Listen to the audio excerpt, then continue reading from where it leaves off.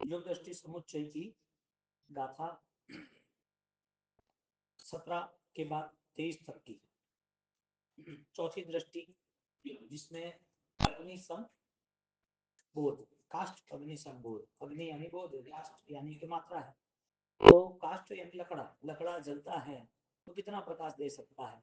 इसी तरह एक साधक अपने ज्ञान में यदि जुड़ता है तो वो ज्ञान की मात्रा उसे कहाँ तक लेके जाती है, प्रकाश की मात्रा डिफरेंसेस चेंज हो जाती है। इसी तरह ज्ञान की मात्रा जब जब वो क्षयक्षामिक भाव में आगे बढ़ते हैं तो आगे उसको साई कहाँ तक वो पहुंचते हैं। एक ज्ञान जहां पर अब कोई भी अज्ञान नहीं है, अति शुद्ध 3 ज्ञान है, उसमें अज्ञान की संभावना है। मनोपर ज्ञान है जो केवल ज्ञान नहीं है, इसके लिए इतना परिशुद्ध इतना निर्मल नहीं है। तो केवल ज्ञान जो है उसकी अपेक्षा से कोई भी अज्ञान नहीं है, और केवल ज्ञान नहीं है तो मति शुद्ध अवधि तीनों ज्ञान में कहीं ना कहीं मलिनता यानी अज्ञान है। यहाँ पर अग्नि के प्रकाश से ज्ञान की मात्रा कितनी बढ़ सकती है, अज्ञान कितना समाप्त हो सकता है। तो यहाँ सद अनुष्ठान के 6 लक्षण बताए 17वीं गाथा में कि सद अनुष्ठान कौन से क्रिया में आदरता, क्रिया में आदरता एक, दूसरा विघ्न का अभाव, विघ्न है लेकिन महसूस नहीं हो रहा है यानी मजबूत है, सब अनुष्ठानों के प्रति भावनाएं बहुत स्थिर है और प्रबल है।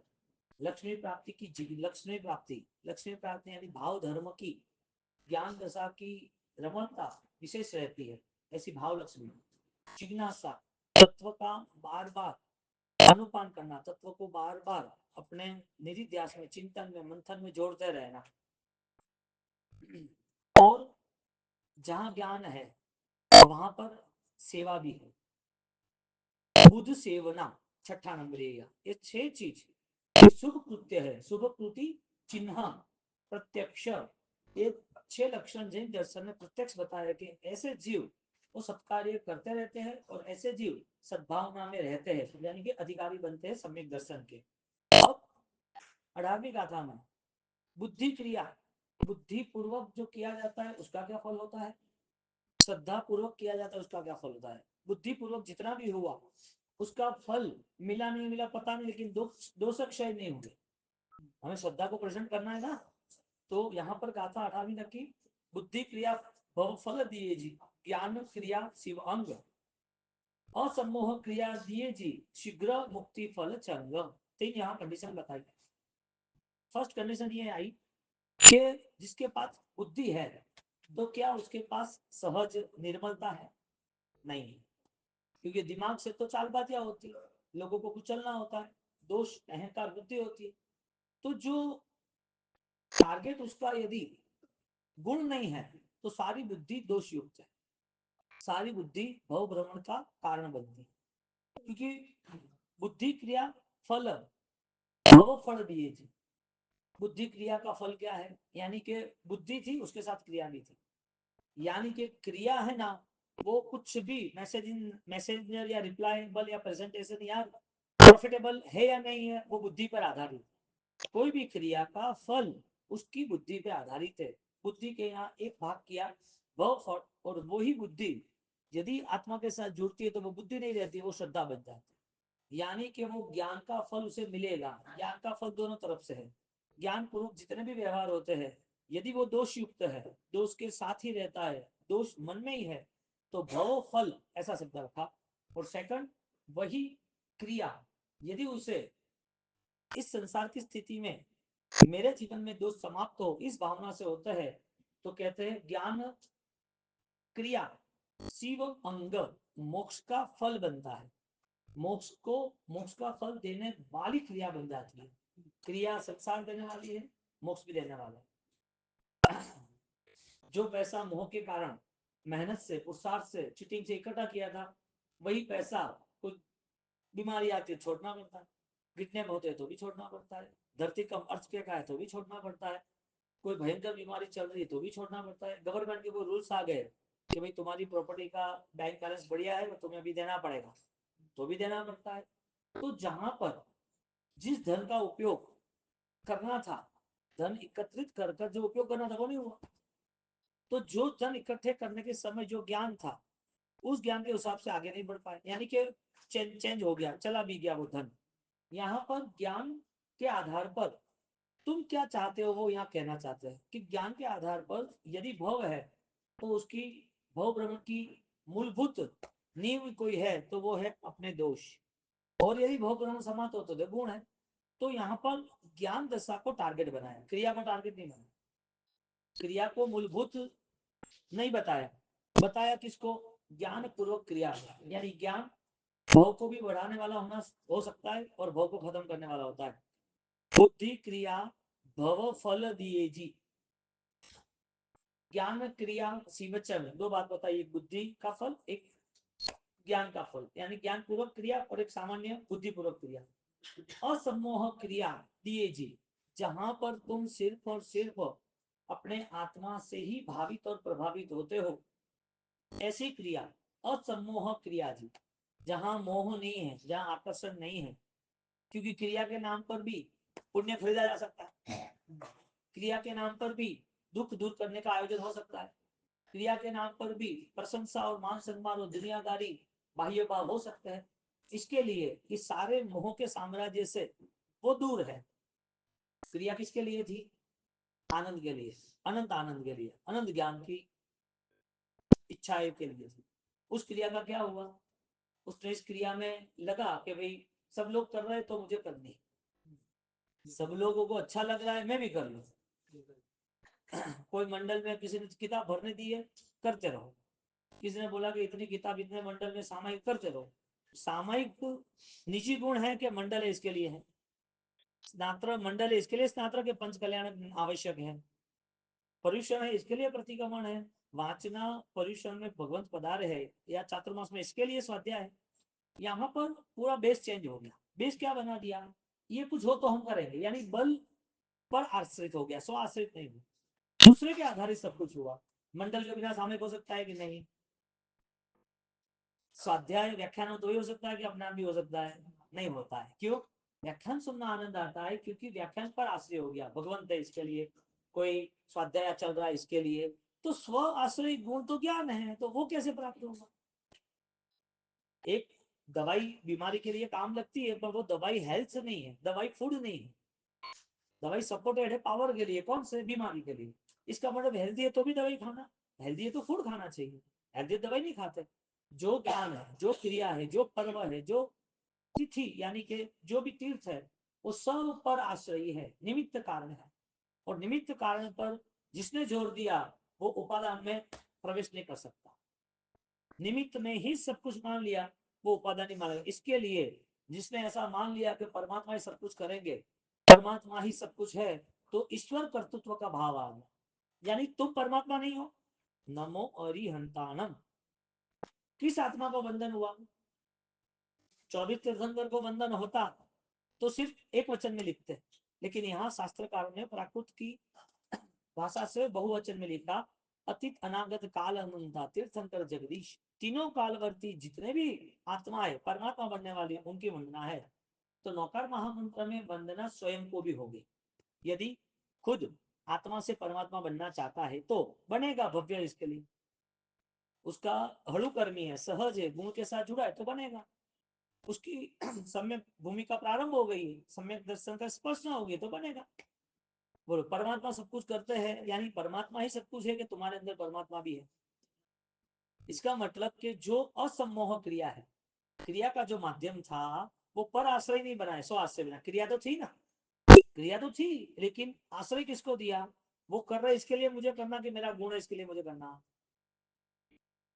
पर्व आया इसके लिए मेरे लिए प्रायश्चित है, पर्व आया इसके लिए मेरे लिए तपस्या है, अवसर आया इसके लिए मैं दान है, कि उदारता मेरा गुण है, प्रायश्चित मेरा गुण है। आत्मा की जो महिमा है, आत्मा का जो स्वरूप है, आत्मा की जो गुणवत्ता है, उसकी पहचान के कारण असम्मोह क्रिया हो जाती है।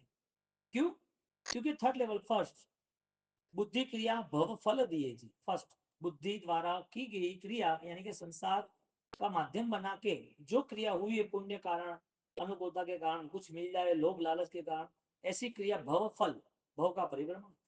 सेकंड शिव ज्ञान क्रिया, शिव अंग, ज्ञान पूर्वक, ज्ञान यानी श्रद्धा, ज्ञान यानी अध्यात्म, ज्ञान यानी दोषक है, ज्ञान यानी गुण के साथ जुड़ने की जो तैयारी है, जो अपूर्वकरण है, उस द्वारा की गई क्रिया शिव अंग मोक्ष का रास्ता, मोक्ष का कारण बनता है। और थर्ड, असमोह क्रिया, जो मोह नहीं है, जहां आकर्षण नहीं है, जहां किसी के आधार पर, जो जिसे हम अन्योन्य अनुष्ठान कहते हैं, जिसे हम भेड़ की चाल कहते हैं, किसी ने किया इसके लिए मुझे करना, ये बचपन स्वभाव में होता है। छोटे बच्चे तो समझाना करना पड़ता है कि ऐसा करो, लेकिन ज्ञान की जब तंदुरुस्ती आती है, ज्ञान की जब गरिमा बढ़ जाती है, तो वो क्रिया उसकी असमोह बन जाती है, मोह रहित, आकर्षण रहित, अन्योन्य नहीं, किसी के आधार पर क्रिया मैं नहीं करूंगा। बोलो, जहां पर प्रतिक्रमण सिर्फ पर्व के नाम पर होता है, तो प्रतिक्रमण सही होगा क्या? नहीं होगा, हो सकता है। क्यों? क्योंकि वो अवसर है, निमित्त है। उस समय पर यदि ज्ञान की प्राप्ति, ज्ञान की स्पर्शना, इस समय वो प्रायश्चित का भाव प्रकट हो गया, वो भाव उसका आगे लगातार बढ़ेगा, क्योंकि जिस चीज में वो अपनापन देखता है, वो मालिक के भाव को संभाल कर। नॉर्मल तुमने किसी को लाख रुपया दिया तो भी 4 साल तक मांगते हो कि मेरा पैसा ले, खुद का है ना, इसके लिए ना। जो क्रिया भाव की होती है, तो वो कैसे छूट सकती है? किसी का पेमेंट छोड़ देते कि भाई 10 बार फोन किया, 100 बार किया, नहीं देता, छोड़ दो। 200 बार करता है, उसके बेटे को क्या जाता है, इसका 10 लाख का पेमेंट बाकी है, तो ध्यान रखना। उसके पिताजी को 20 साल पहले अपन ने ये दिया था, तो ध्यान रखना। ये घर अपना था लेकिन किराए पे लिया था, तो उसने हड़प लिया है, तो ध्यान रखना, आगे सब पेपर्स हमारे हैं, कभी भी कोई चेकिंग हो तो।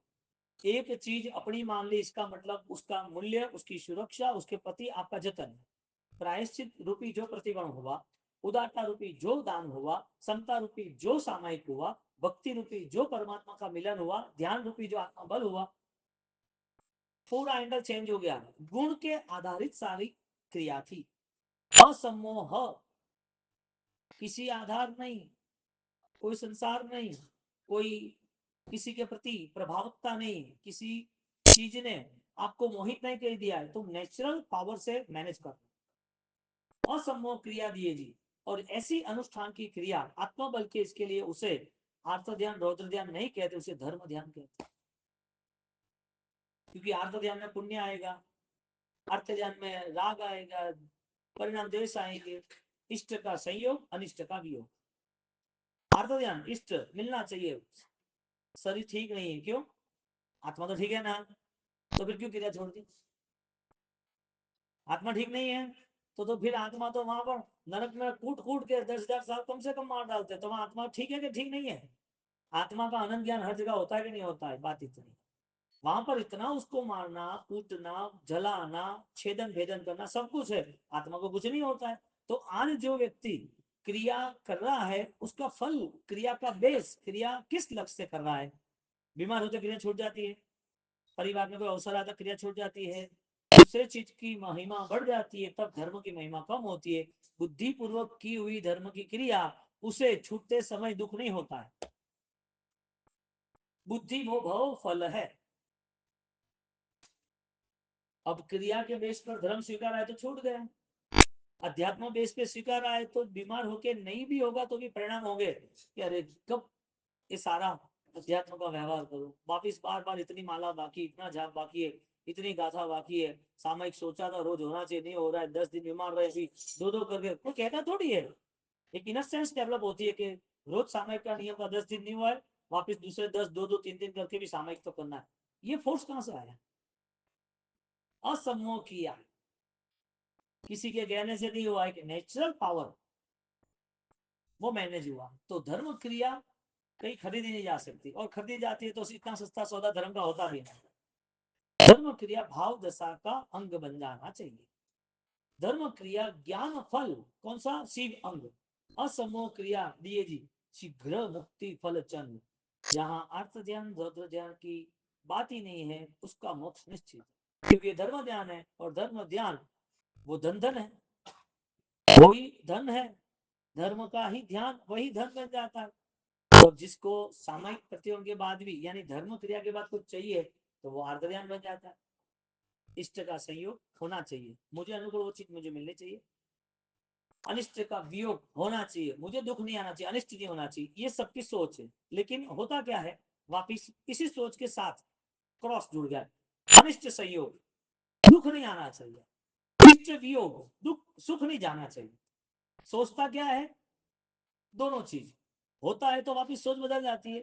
आर्थ ध्यान के स्टार्टिंग में ये चीज रखिए, इष्ट का वियोग पसंद नहीं है। इष्ट यानी स्वजन, धन, पैसा, सब कुछ पसंद नहीं है। इसके लिए सारी तैयारी, यानी इसके लिए सारी सोच। अनिष्ट का संयोग, दुख नहीं आ जाए कोई भी हिसाब से, इसके लिए सारी व्यवस्था सेट कर दी, सारी व्यवस्था। ये चीज वाला जो मन है, सोते वक्त भी जाग रहा है। ये जो मन है वो कंटिन्यूटी साथ दे रहा है, तो धर्म क्रिया का फल खत्म हो गया। धर्म क्रिया कोई साथ नहीं देगी, क्योंकि मन में क्या है, पूरा संसार, इष्ट और अनिष्ट का। और ये भी सेट हो गया, तो वापिस रौद्र ध्यान, जो नरक का ही योग है, नरक का ही बंद कराता है?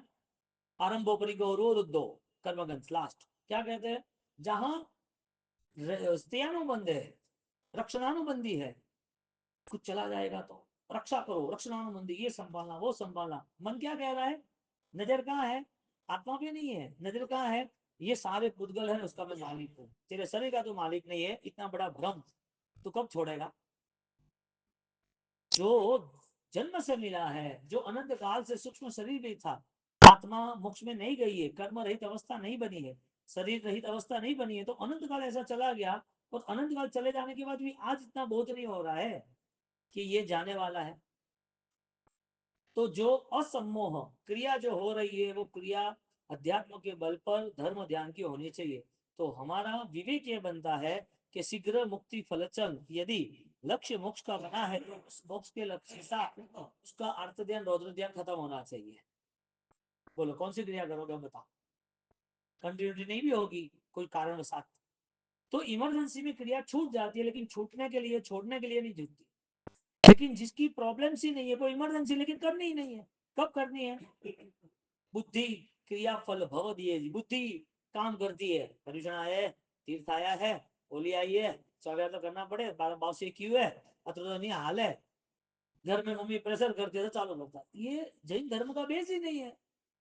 जहां अनंत अनुबंधी कर्म क्षय हो, जहां अनंत भाव की शक्ति बढ़े, ऐसा भाव बनाना है। इसकी जगह में क्रिया अनुकूल है, इसके लिए करना, यानी प्रतिकूल तो नहीं करना। दोनों रिप्लाई तो साथ में आते हैं ना, दोनों चीज तो साथ में आती है ना। तुम्हें मीठा पसंद नहीं तो तुम तीखा तो खा ही रहा हो ना, मीठा पसंद नहीं है तो शुगर के कारण। तो एक ही रिप्लाई तो नहीं, एक ही जवाब तो नहीं, दो जवाब साथ में। मीठा नहीं, आइदर और तीखा। जो क्रिया मोक्ष की हो रही है, आइदर और संसार की नहीं हो रही है। जो क्रिया संसार की हो रही है, आइदर और मोक्ष की नहीं हो रही है, दो एक ही सिंपल बन जाती है। इसके लिए ज्ञानी ने क्रिया पर भार नहीं दिया, अनुबंध पर भार। अनुबंध यानी कि तुम्हारा बेस, तुम्हें क्यों करनी है क्रिया, बुद्धि के कारण करनी है कि ज्ञान के कारण करनी है। ज्ञान के कारण करनी है तो क्या असम्मोह, प्रभावित तो नहीं हो ना किसी से। क्रिया के नाम पर यदि प्रभावित हो गए और आकर्षण हो गया तो क्रिया ही हमें पसंद आएगी। उनके जैसी क्रिया करने का हमारा भाव है, उनके जैसी क्रिया करने का हमारा भाव होगा।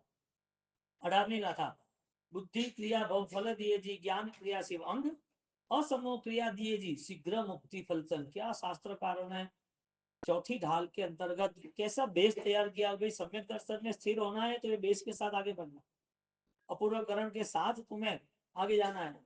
पुद्गल रचना काल में जी,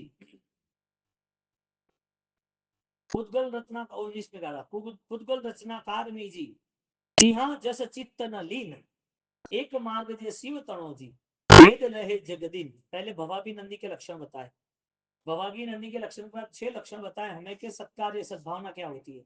अब यहाँ पर मुख्य केंद्र बिंदु हमें तैयार कर रहा है कि तुम धर्म चाहते हो तो तुम्हारी ये मेंटालिटी होनी चाहिए। क्या क्या, पुद्गल रचना कार्मी जी, पुद्गल की रचना जो है वो कर्माधीन है, कार्मी यानी कि दूषित है, सही नहीं है।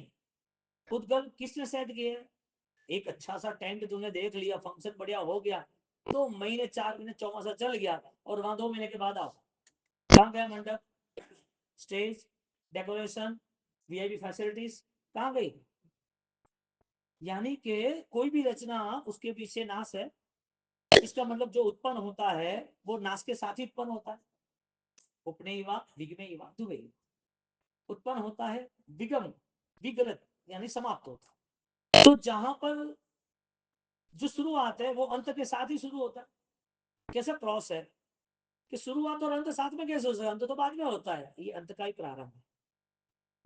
जो प्रारंभ है वो अंत का ही है। हम क्या सोचते जन्म हो गया, हम क्या सोचते कि अनुकूलता हो गई, क्या सोचते चीज मिल जाए तो अच्छी चीज मिल गई। जो मिला है वो नहीं था, इसका मतलब उसमें पहले से स्वभाव जुड़ा हुआ है कि ये विलीनीकरण का स्वभाव है। पैसा नहीं था इसका मतलब अभाव था ना। इसका सेकंड रूल ये है कि नेक्स्ट अभाव रहेगा। दे नहीं था ना, इसका मतलब सेकंड मैसेज ये है कि दे रहित भी अवस्था है, यानी कि दे खत्म हो जाएगा। दे नहीं था और मिला, तो जब नहीं था उस लेवल पर वापिस उसका अभाव रहना है। आज तुम्हारे पास धन नहीं है, आया है, इसका मतलब जाएगा। पुद्गल का व्यवहार है कि ये पुद्गल ये कभी भी कि कोई उसका मालिक नहीं बन पा। अब मालिक बनना है तो मेहनत कितनी करना है। तो ये सोच बननी जरूरी थी कि जितने भी पुद्गल है वो सारे के सारे पुद्गल मेरे हक के अंदर, मेरे अधिकार के अंदर नहीं। उस समय पर ये सोच तुम्हें परम समाधि देगा। दर्द में कौन साधा देता है? सम्यक ज्ञान। कौन सा ज्ञान? जहां तुमने ज्ञान तो सही है, हमारे सब आएंगे, मंगलिक सुनाएंगे, यहाँ पर नीतियां बना कराएंगे, वो सब सही है, लेकिन हमें ऑलरेडी वो ज्ञान का बोध तो होना चाहिए ना। हम आए तुम्हारे वहां, हमने आपको समझाया 18 पाप स्थानक, 7 लाख पृथ्वी का, जीवों की जीव दया का, सुकृत की अनुमोदना का, दुष्कृत घर, सब समझा। पता होता तो बोध स्पष्ट होता ना। बोल दिया आपको ऐसा कि साधु के दर्शन हो गए अंत समय में, ऑलरेडी उनको मंगलिक निर्यामना सुना दिया, पद्मावती स्तवन सुना दिया। अरे तो फिर साधु तो जिंदगी भर स्वाध्याय करते, उनको तो समाधि होनी नहीं चाहिए कहीं पर भी। जो 60 साल की उम्र में सब कुछ छोड़ के बैठ जाते हैं कि अब मेरा व्यवहार संसार नहीं मुझे निभाना, जो बच्चों ने करना होकर अब मैं मेरा करूंगा। तो शास्त्र 12 घंटे पढ़ते रहे, तो 12 घंटे पढ़ने के बाद भी यदि उनके भावों में परिवर्तन नहीं आया तो अंत समय में परिवर्तन आएगा, ऐसा कैसे प्रूफ होगा? तो आज वो घुटना शुरू करना पड़ेगा, तैयारी तो आज करनी पड़ेगी ना।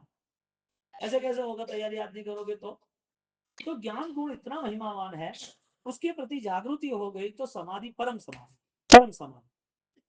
क्योंकि केवल ज्ञानी का जो ज्ञान है वो उनका है, तुम्हारे अंदर जो केवल ज्ञान बसा है वो किसी और का नहीं है, वो भी तुम्हारा ही।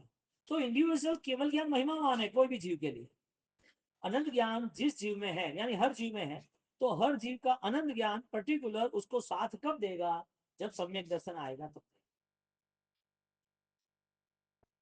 आपने एक तीर्थ का चित्र देखा अपने फोन में या घर पे जो एलईडी उसमें, तो जो तीर्थ का चित्र है वो तीर्थ का चित्र आपके घर में आया, आपके घर में तीर्थ है कि नहीं? आया कि नहीं आया? तो क्यों मना कर रहे हो? खुद का खेल कैसा है? सारे बाह्य भाव तुम्हें प्रभावित क्यों कर देते हैं? क्योंकि उसमें आप कंसर्न हो जाते हो। तो निज ज्ञान यदि वहां तीर्थ के साथ जुड़ गया है, तो वो तीर्थ वास्तविक आंख बंद करके एक चित्र खड़ा नहीं हो सकता, जिसे भाव ज्ञान कहते हैं। दीक्षा देखना, वो त्याग देखना, आनंद आता है, अंदर चारित्र की महक होती है तो परम आनंद नहीं आता। एक क्रिया यदि किसी और की है और तुम्हें आनंद आता है, वो क्रिया तुम्हारी आनंददायक होती तो अंत समय में कितना आनंद आता।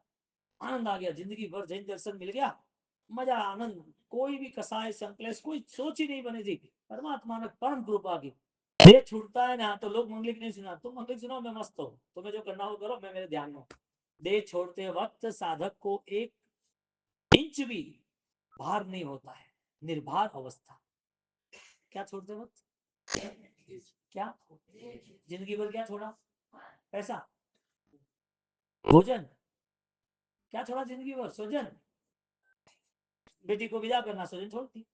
दान देना, पैसा छोड़ दिया। तप करना, भोजन छोड़ दिया। जिंदगी भर क्या छोड़ा? ममा तो छूटा या चीजें छूटी? हाँ, मौज में नहीं। क्या इंपॉर्टेंस क्या था? क्यों? क्योंकि अंत समय में तुम नहीं चाहो तो भी सब छूट जाने वाला था। छोड़ना था जैन दर्शन मुताबिक आत्मा के जो अशुभ अवस्था, जो आत्मज्ञान रोदन था, वो परिणाम महत्व के छूटने जरूरी थे। आज नहीं छूटे परिणाम, परिणाम की बात है। चीज तो छूट जाएगी, तुम नहीं चाहोगे तो भी। रेड आई तो आईटी वाले आगे खड़े रह गए, पैसा देना पड़ेगा नहीं, वो तुम्हारा इसमें कोई लेन देन नहीं है। बेटी बड़ी हो गई, हाँ 22 साल हो गए, कितना भी तुम प्यार करो, संसार की व्यवस्था क्या है? तुम बोलोगे नहीं, बेटी मना बोले नहीं मुझे नहीं आना पापा, कहीं नहीं जाऊंगी, मुझे यहीं रखूंगी, पॉसिबल है? सारी सिचुएशन तुम्हें क्रिएट करनी पड़ती है ना। तुम चाहोगे नहीं, फिर भी तुम्हें व्यवस्था में आना पड़ेगा। एक चीज चाह लो, ममत्व कम हो, तो अपने आप बदला जाएगा सब कुछ। तो परिणाम बाहर के थे, पर आश्रय थे, वो स्वाश्रय बने।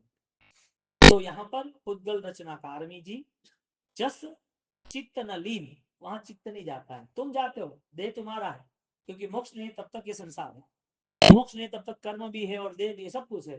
तो वहां पर चित्त नहीं जाता है। तुम नहीं जाते ऐसा नहीं, देह तो है, भोजन तो है, रहना खाना पीना बैठना उठना कपड़े गहने सामान दुनियादारी जवाबदारी सब कुछ है, लेकिन चित्त में नहीं। चित्त क्या है? अनुबंधन। चित्त क्या है? चैतन्य, जागृति है। चित्त क्या है? ज्ञान दशा, ज्ञान भावना है। इसके लिए जो कुछ करना पड़ता है वो करता है। बड़ी नाव या छोटी नाव विशाल समुद्र में जाए, क्या समुद्र डुबाएगा उसको? क्यों? नाव का स्वभाव है, लकड़े का स्वभाव है, उसको एक किनारे से दूसरे किनारे ले जाएगा। चित्त का स्वभाव है, उसे अलिप्त रहना है, तो ये संसार सागर उसे डुबा नहीं सकता। अब अलिप्त रहेगा तो किसके द्वारा रह सकता है? ऐसी कोई दवाई तो आती नहीं है कि अलिप्त हो जाए, ऐसी कोई व्यवस्था तो है नहीं कि तुरंत मोह छूट जाए, ऐसा कुछ है? यहाँ पर ज्ञान दशा वो महिमावान बताए कि मन से इतनी बेस्ट प्रैक्टिस करे कि जिसके कारण सारे पुद्गल अपने आप नीरस हो जाए। भोजन है, लेकिन भोजन के पीछे संकलेश नहीं है, अच्छा बुरा मेरा तेरा कम ज्यादा संकलेश नहीं। धन है, पर धन के पीछे कोई लालसा आसक्ति ऐसा नहीं है। दोनों परिणाम ठीक है, कमाया है तो भी नॉर्मल है, शायद कोई नुकसान हो तो भी नॉर्मल है। कमाते भी रिएक्शन और जाते भी रिएक्शन, ये क्या करना? बीमारी आई है तो भी ध्यान है कि ये शरीर का धर्म है। हेल्दी है, एकदम फुल फुल पर्सनालिटी है, तो भी उसे पता है कि ये तो नाशवंत है। दोनों में उसने बैलेंस बनाया, धन में, शरीर में, भोजन में, यानी सारे पुद्गलों में वो नॉर्मल है, न्यूट्रल है। एक आदमी वो अपना सारा रिपोर्ट कराता है, तो रिपोर्ट के 6 घंटे सोचता है कि अब फिजिकल तो कुछ और लग रहा है, रिपोर्ट में क्या आएगा? और रिपोर्ट जब शाम को मिलती है और बोलता है कि नॉर्मल है, कुछ भी नहीं है, 10 दिन घर दवाई लेना है, तो चेंज होता है ना मोरल। रिपोर्ट आना नहीं आना, उससे मोरल में कितना डिफरेंस है। एक पुद्गल पसंद है और एक पुद्गल पसंद नहीं है, उसमें कितना डिफरेंस है। एक जीव वो अपने मन को नॉर्मल रिपोर्ट देख के फिट हो जाता है, नॉर्मल थिंकिंग होता है तो कितना फिट रहता है। रिपोर्ट के माध्यम से तुम फिट हो, फिर तुम्हारा नेचुरल सम्यक ज्ञान तुम्हें फिट रखता है। सूर्य की रोशनी है, उसमें महत्व किसका है? सूर्य का या सूर्य की रोशनी का, किरणों का? सूर्य का है। सूर्य नहीं होता तो किरण कहां से आती? जो क्रिया हो रही है उस क्रिया का बेस क्या है? मोक्ष का फल है, यानी सम्यक ज्ञान है। तो सम्यक ज्ञान की महिमा ज्यादा है कि क्रिया की महिमा ज्यादा है? क्रिया कहां से आई है? ज्ञान या तो अपना दो में से एक जगह पर आई है, तो ज्ञान की महिमा ज्यादा थी ना। और जो विराधना हो रही है, जो द्वेष दृष्टि है, वो किसके प्रभाव से है? वो अज्ञानता के प्रभाव से। तो यहाँ पर उद्गल रचनाकार में जी, चित्त न लीन, वहां चित्त लीन नहीं होता है। एक मार्ग से शिव तणो जी, भेद लहे जगदीन। इसका एक ही मार्ग है जो मोक्ष में ले जाने वाला, वो है भेद दृष्टि। भेद रहे जग, जग के अंदर जो भेद दृष्टि पाना चाहता है, वो जग की उदासीनता जिन भाव से रहता है। स्थिर करी परिणाम रहे उदासीन भाव से, स्थिर करी परिणाम अमृतवेल की सत्या में पार्ट आता है, यानी कि सूत्र आता है। उदासीन परिणाम से भेद लहे, यानी कि भेद दृष्टि, ये मेरा नहीं है, मैं उनका नहीं, इसके लिए त्याग में मेरा रोल भी नहीं। यानी तुम्हारा भोजन छूट गया, तुम्हारी तपस्या होगी, ये बात ही नहीं आती। तुमने दान किया, मैंने ये लिखा है पैसा, ये बात ही नहीं आती। ये किसके लिए है? जो मेरा मानता है उसके लिए। भेद, आत्मा और संसार पूरा भिन्न है, वो भेद की दृष्टि लहे, यानी कि वो प्राप्त करता है। जग, जगत के अंदर दीन भाव से, उदासीन भाव से, यानी कि भेद दृष्टि के भाव से वो अपना मोक्ष का मार्ग तय करता है। उद्गल रचनाकार में जस चीतनली, एक मार्ग छे शिव तणो जी, भेद लय जगदीन। विष्णु का था, शिष्य भणी जिन देश नाज, कहे जन परिणति भिन्न, कहे मुनि नए देश नाजी, परमारथी अभिन्न। दोनों डिफरेंसेस बता रहे, भिन्न अभिन्न का भेद बताया। फर्स्ट, शिष्य बणी जिन देश नाजी, जो साधक, शिष्य यानी साधक, पढ़ाई करने वाले, ज्ञान उपार्जन करने वाले, जो साधना करने के लिए जो साधक परमात्मा की जिन देशना, परमात्मा की देशना का अनुसरण करता है, तो वो अनुसरण जन परिणति भिन्न, इस दुनिया की लोक वांछा के साथ, लोक आशंसा के साथ उसकी परिणति नहीं होती है। जन परिणति भिन्न किसकी? क्यों? जन परिणति और जिन देशना दोनों अलग है।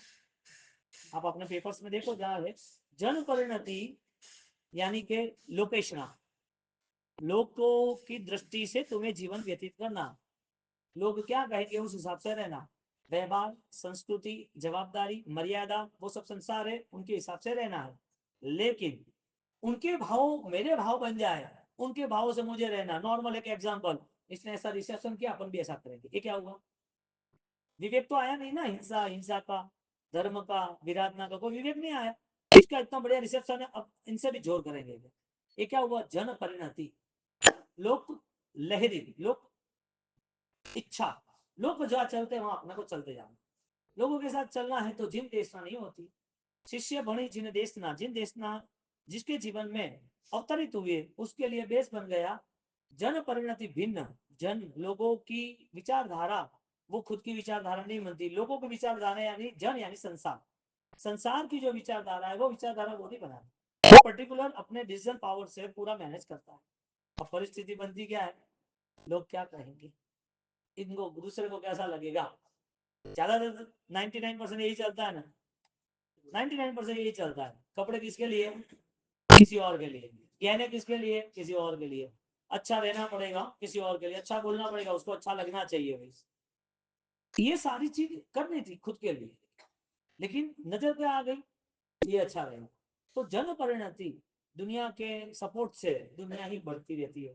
कहे मुनि नए देश ना, मुनि यानी के जो मार्ग में स्थिर है, जो मार्ग को अपना के चले, मुनि साधक है, श्रमण है, मर्यादा में रहने वाले है, व्रतधारी है, जो अपने नियम से अपने आप को तैयार करने वाले, अपनी नजर से यानी कि अपनी दृष्टि को शुद्ध करने वाले, ऐसे मुनि की व्याख्या कहते हैं। ऐसे जो कोई है वो मुनि अवस्था में यानी कि साधक अवस्था प्राप्त करता है। नए देश ना जी, नए जो है अलग प्रकार के, हमने आगे देखा ना नए निक्षेप प्रमाण, हाँ आगे की व्याख्या में वो अलग अलग सारी चीजों को समझ सकता है, इसके लिए संतलेश रहित निर्णय कर सकता है। दुनिया ऐसी है, ठीक ऐसी, विरोध नहीं है उसका, अपेक्षा है। विरोध नहीं उसका, अपेक्षा है। अपेक्षा के कारण होता है। अब किसी ने बिजनेस गोल्ड का किया, उसके बेटे ने कपड़े का किया, और वापस उसके भाई ने कोई शेयर बाजार का किया, और आगे किसी ने जमीन का किया, तो सबकी अपेक्षा, सबका दिमाग अलग है, लेकिन सबका एंगल है कि प्रॉफिट। बिजनेस तो है ना प्रॉफिट, 12 घंटे मेहनत तो करता ही, 10 घंटे जो भी हो। तो यहाँ पर नए देश यानी कि अलग प्रकार की किसी की भी सोच हो, लेकिन वो गलत नहीं ठहरा, तुम कहां पर सही गलत हो वो तुम्हें सोचना। परमारथी अभिन्न, अभिन्न यानी कि डिफरेंस। फैमिली के 3 बच्चे अलग अलग घर में रहते हैं, तो वो अलग हो गए? नहीं, अलग नहीं हुए, लेकिन घर में स्वजन बढ़ गए, शादी ब्याह हुए, बच्चे हुए, घर छोटा था तो अलग लिया, बात खत्म हुई। तो क्या उसकी रहन सहन बदल गई? अलग घर पे गए तो क्या पिताजी का नाम बदल गया? हाँ? अलग घर पे गया तो वो सारा जो फंक्शन होगा तो पत्रिका में नाम अलग आएंगे, 3 अलग पत्रिका बनेगी, एक बनेगी। भिन्न अभिन्न का बोध हुआ कि डिफरेंस दिख रहा है लेकिन डिफरेंस नहीं है। क्रिया अलग अलग है लेकिन क्रिया के भाव में मोहन्य का क्षय समय यानी कि मोक्ष मार्ग है। तो क्रिया के बेस पे कोई स्टेटमेंट नहीं दिया, क्योंकि क्रिया का प्रभाव क्रिया ही सिखाती है। ज्ञान का प्रभाव ज्ञानमय बनाता है। सबसे ज्यादा सामर्थ्य कौन सी अवस्था में? ज्ञान अवस्था की क्रिया अवस्था। और क्यों मैं कह रहा हूं इसके लिए तुम्हें जवाब नहीं देना है, मैंने समझाया, कल और कोई समझाएंगे। आपको क्या लग रहा है, ज्ञान क्रिया का प्रभाव ज्यादा है कि धर्म क्रिया का प्रभाव ज्यादा है? यदि ज्ञान क्रिया का तो वजह बताओ, आप ज्ञान क्रिया मानते हो तो वजह बताओ, क्योंकि रिप्लाई देना वो सेटिस्फेक्शन नहीं है। तुम्हें क्या बिलीव हो रहा है, तुम क्या मानते हो? ज्ञान से दोष क्षय होते हैं, क्रिया के बाद 50-60 साल के बाद भी किसी की द्रोणा खत्म नहीं होती है। आवेश जो है, लालसा जो है, मन में जो परिणाम की निंदा ईर्षा भरी हुई है वो खत्म तो होती नहीं है। तो क्रिया ने कोई रिस्पॉन्सिबिलिटी नहीं ली है, क्रिया ने जवाबदारी नहीं ली है कि मैं तुझे मोक्ष में ले जाऊंगा। सम्यक दर्शन जवाबदारी लिया कि मैं मोक्ष में ले जाऊंगा। इसके लिए ज्ञान की महिमा। तो ज्ञान क्रिया महान है या धर्म की जो क्रिया है, शारीरिक क्रिया महान है? और ज्ञान क्रिया महान है तो हम वंचित क्यों है? क्योंकि तुमने मुझे जो रिप्लाई दिया है वो तुमने सुन से दिया है, तुम्हारा अनुभव नहीं है कि मुझे ज्ञान पाना है। तुम डिसाइड नहीं कर रहे हो ज्ञान के ज्ञान ही सब कुछ है और ज्ञान से मुझे आगे बढ़ना है, ऐसा तय नहीं करते हो। इसके लिए यहाँ हजारों देशना तुम सुन लोगे, दूसरे हमारे साथ भी आ जाएंगे, फर्क नहीं पड़ेगा। क्यों? पुद्गल रचनाकार में जी क्रिया को भी पुद्गल में सेट कर, जो सुन रहे हैं ना शब्द वर्ण गंध रस स्पर्श, ये शब्द पुद्गल है। तो देशना का क्या प्रभाव? भगवान की प्रतिमा जी, भगवान की वाणी, भगवान ने लिखा हुआ शास्त्र, ये तो पुद्गल है। ये किताब खास नहीं होगी 100 साल के बाद। जो पुराने 1000 साल पहले मंदिर थे आज खत्म हुए ना, डिमोलेशन हुआ ना कहीं अर्थक्वेक आया तो जमीन में चले गए ना, कहीं आक्रांता आए, युद्ध हुआ तो टूट गए ना प्रतिमा जी। पुद्गल का स्वभाव क्या है? टूटना है ना। तो पुद्गल के प्रति तुम्हारा आकर्षण इतना है,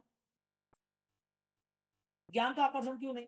ये तो हमने 1000 साल की हिस्ट्री क्रिएट की और वो हम प्रेजेंट करते हैं। वास्तविकता ये कि आज भी हमें यदि बाह्य दृष्टि का ही प्रभाव है तो आंतरिक दृष्टि का प्रभाव कब मिलेगा? कौन से भाव में मिलेगा? कौन सी गति, कौन सी अवस्था, कौन सा पुण्य का उदय होगा तब मिलेगा। दोष क्षय नहीं होता है क्रिया के माध्यम से। ज्ञान पूर्वक क्रिया होती है तो दोष रहित क्रिया होती है और अंतर की परिणति भी शुद्ध हो, सात्विक बनती है। दो प्रॉफिट हुए। निर्दोष क्रिया करेंगे तो क्रिया का प्रॉफिट होगा, ज्ञान पूर्वक क्रिया करेंगे तो क्रिया निर्मल बनेगी, आत्मा भी निर्मल बनेगा, दोनों प्रॉफिट हो। कौन सा प्रॉफिट चाहिए? क्रिया का प्रॉफिट है तो वो जन्म और मृत्यु यानी कि जिस समय करते हो इतना ही है, क्योंकि सामयिक के बाद भी वो भाव रहता है, प्रतिकोण के बाद भी वो प्रायश्चित का भाव रहता है। तो प्रतिकोण की क्रिया तक का प्रॉफिट चाहिए कि प्रतिकोण क्रिया के बाद का भी प्रॉफिट चाहिए? तो उसके लिए तो ज्ञान है, और ज्ञान की महिमा लग रही है तो स्वाध्याय निरंतर करना चाहिए। परमारथी अभिन्न, परम अर्थ ये है कि वो डिफरेंस क्रिएट कर सकते हैं, यानी कि भेद कर सकते हैं, उसे पता चल सकता है। किसी को तुमने 10 लाख की सोने की चेन दे दी, वो 10 लाख रुपया कब देगा? डायरेक्ट दे देगा, चेक करके देगा? परमार्थ क्या है? चेक करेगा ओरिजिनल है कि नहीं, ये तो कोई पैसा देगा नहीं ना। हाँ, परमार्थ क्या है? वो चेक करता है, भिन्न अभिन्न।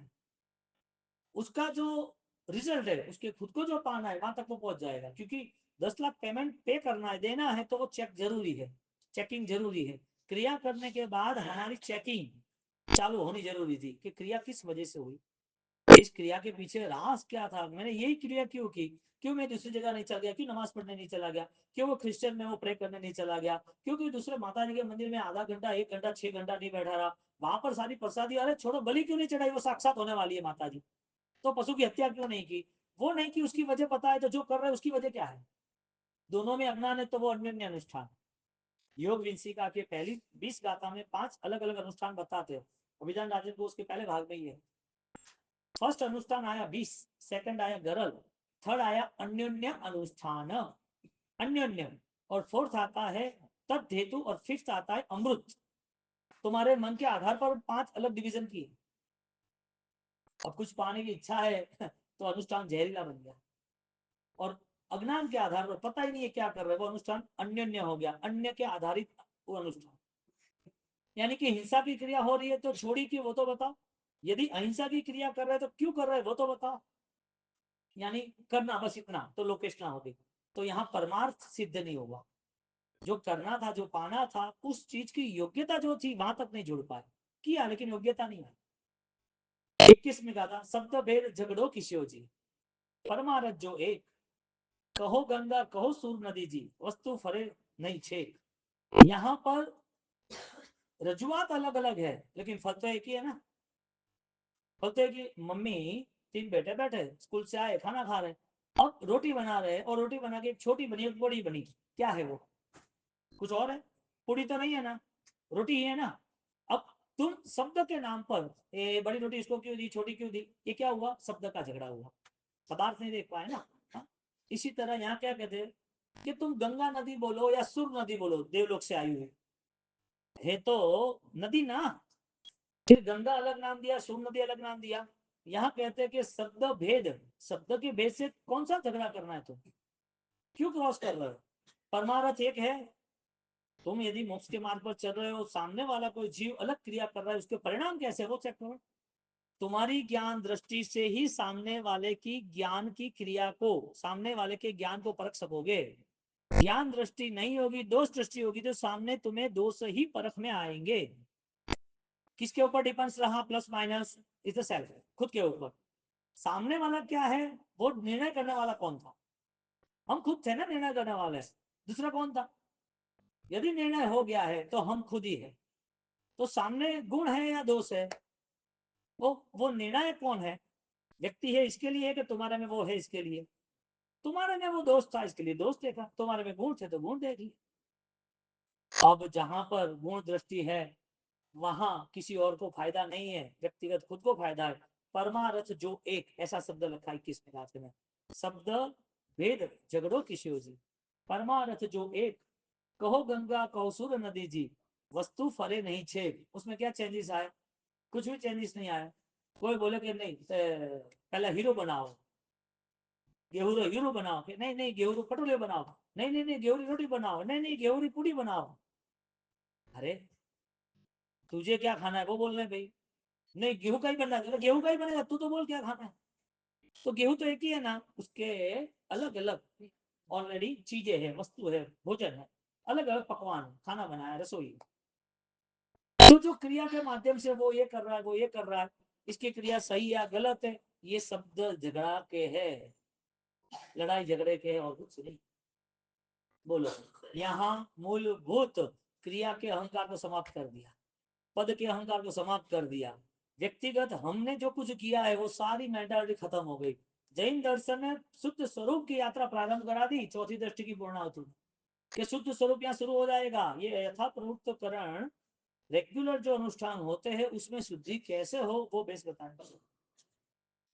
मुनि ने कवण अभ्यास, यदि कोई ऐसा शब्द में समाधान नहीं करता है तो फिर क्या हालत होती है?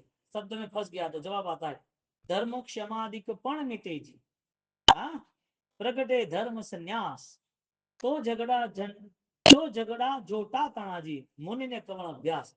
जो साधक है वो अपने भाव में स्थिर कैसे रह सकता है? हर किसी के दोष और हर किसी को कहीं ना कहीं टारगेट बनाएगा। तो धर्म क्षमादिक पण मिटे, धर्म क्षमा जो प्रकट हुई थी, क्षमा आदि गुण, साय क्षमिक भाव, वो भी खत्म हो गया। क्यों भाई? क्योंकि जो धर्म संन्यास था, धर्म के साथ जो भाव जुड़े थे, धर्म करते वक्त जो परिणाम आया था, वो सारा धर्म का क्षमा आदि, क्षमा आदव मार्दव नम्रता, वो सारे परिणाम संकलेश में समाप्त हो गए। तुमने क्यों 2 महीना तुमने इतनी आराधना, व्याख्यान, प्रवचन, तपस्या, प्रतिक्रमण क्यों किया? क्यों था? कुछ प्राप्ति के लिए ना। तो फिर संकलेश द्वारा क्या मिला? नुकसान किसको आया? दोस्त द्वारा हमें खुद को आया। तो जितना भी भाव संसार लक्ष्य बनता है, बाह्य लक्ष्य बनता है, संकलेश लक्ष्य बनता है, तो सबसे बड़ा नुकसान सारे धर्म को ऑलरेडी खत्म होना है। सम्यक दर्शन आधारित कितने बड़े स्टेटमेंट दे रहे हैं कि तुम अपना नहीं संभालोगे तो कुछ काम का नहीं। भ्रम जो पाल के रखा है ना, उसे देखना सीखो कि तुम्हें करना क्या था। इतने संकलेश किसी के प्रति ढूंढना क्या वजह थी? छोटी बात को लेकर इतने संकलेश पैदा कर देने, तुमने पाया क्या? एक तो नेचर का नुकसान हुआ, रिलेशन का नुकसान हुआ, कर्म बंद हुआ, और वापिस जितने ही आराधना की थी आगे जो इकट्ठा किया था वो भी खत्म हुआ। नुकसान किसको हुआ? सरल बनना अति कठिन है, यानी सबसे कठिन क्या है? सबसे कठिन सरल बनना है, यानी सरल कठिन है क्या कठिन सरल है? सरलता कठिन है। तो झगड़ा जोटा करो जी, मुनि ने कौन अभ्यास, मुनि यानी साधक लेना यहाँ पर। वो साधक को क्या ज्ञान होगा? हर चीज में कूद बढ़ते हैं, ऐसा नहीं वैसा, ऐसा नहीं वैसा। अरे ज्ञान है तो ज्ञान के हिसाब से जियो ना। क्योंकि संकलेश तो संसार में आज नहीं अनंत काल से चल रहा है, तुम्हारे जीवन में हुआ है, नहीं हुआ है? हुआ ही है। तो आज भी संकलेश, कल भी संकलेश। तो 22 में कहा था, हम कहते हैं कि धर्म क्षमादिक पण मिटे जी, खत्म होते हैं, प्रगटे धर्म संन्यास। जो धर्म संन्यास प्रकट हुआ था एक, जो धर्म क्षमादि मिले थे वो दो, वो दोनों समाप्त होते किसकी वजह से? तो झगड़ा करो जी, संकलेश, झगड़ा, लड़ाई झगड़े। हाँ, मुनि ने कवण अभ्यास, धर्म में क्या रस आया, वो धर्म का क्या फल मिला? कोई भी एक भविष्य देखता है कि इसको वटवृक्ष बनाना है, तो उस समय वो पौधे को ऑलरेडी वो कैरिंग करता है, जतन करता है। वो पौधा लड़ने के बाद 5 फुट का होता है तो आसपास रस्सी बांधता है कि भाई हवा से या कोई दूसरा जानवर आ गए तो उसे गिरा ना दे, ज्यादा जोर का तूफान आए तो गिर जाएगा। एक छोटे से पौधे का जतन करता है तो वटवृक्ष बनता है। धर्म शुभ भावना से शुद्धि के लिए होता है तो वो धर्म उसे वटवृक्ष, मोक्ष का व्यवहार बता देता है, मोक्ष तक लेके जाता है। लेकिन जतन नहीं किया तो मुनि ने कवण अभ्यास, अपनी जिंदगी पूरी आग जीरो कर देता है। बस तकलीफ इतनी है कि द्रव्य अग्नि जो है वो जलाती है, भाव अग्नि है जो धर्म को जलाती है, धर्म जला वो नहीं देख सकता। आगे 22वीं गाथा के बाद 23वीं लास्टवीं गाथा। अभिनिवेश सगड़ो त्यजिए जी। अभिनिवेश नाम का मिथ्यात्व है ना, 5 मिथ्यात्व बताया। अभिनिवेश सगड़ो त्यजी जी, चार लही जन दृष्टि, ते ले से हवे पंचमी सुयस अमृत घन दृष्टि। सम्यक दर्शन यहाँ नहीं है। आगे बोला था ना, चार यहाँ पर चार दृष्टि पे भी यहाँ धर्म की प्राप्ति नहीं है, चार दृष्टि तक भी सम्यक दर्शन नहीं है। चौथी दृष्टि का ये अंतिम चरण 23वीं गाथा, अभिनिवेश सगड़ो त्यजेजी। अभिनिवेशिक नाम का मिथ्यात्व अभी सामने आवेश है, स्वीकार करना। अभिनिवेश का मिथ्यात्व मान्यता को, हमने कल सुबह क्या था, ज्ञान दर्शन चारित्र, दर्शन ज्ञान चारित्र। तो ज्ञान जो है वो तो जानना है, दर्शन है वो मानना, यानी मानना है ज्ञान, जानना है सम्यक दर्शन, और वो दोनों का प्लस होता है चारित्र, यानी कि अनुसरण करना। तो किस चीज का अनुसरण करना? अभिनिवेश मिथ्यात्व त्याग करके, बाह्य भाव त्याग करते, जो हमने माना है वो मान्यता तो छोड़कर सम्यक ज्ञान की, शास्त्रों की दृष्टि को सामने रख के, चार लही जन दृष्टि रे, ये सारा जो बोझ चार दृष्टि तक का यहाँ पूर्ण होता है, वो अभिनिवेश मिथ्यात्व छोड़ के ही होता। लहे पंचम भाव, यहाँ तक आए तो 5वीं दृष्टि के अधिकारी बनेंगे। बोलो 6 प्रकार के सत्कार्य बता दिए, अलग अलग अलग अलग। आगम तणु जी, साधु संघ, कितने कितने डिटेल्स दे दी यहाँ पर कि इतना इतना करना पड़ेगा, यानी सरल करने के लिए। तेल ऐसे हमें 5वीं जी, सुयस अमृत घन दृष्टि। अब अमृत, कैसा अमृत? घन अमृत, विशाल अमृत, विशिष्ट अमृत, अमर बनाने वाला अमृत। अब कहीं संसार में नहीं बढ़ गया, मोक्ष निश्चित होगा उसको। क्यों?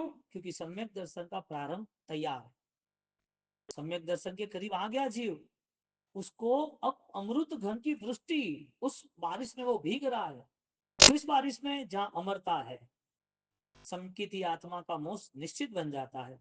और वो समकिती आत्मा मित्रा, ताला, बला और दिपरा, चार दृष्टि है यहाँ पर पूर्ण की। अब जहां अमृत है वहां मृत्यु का है, अमरता है ना।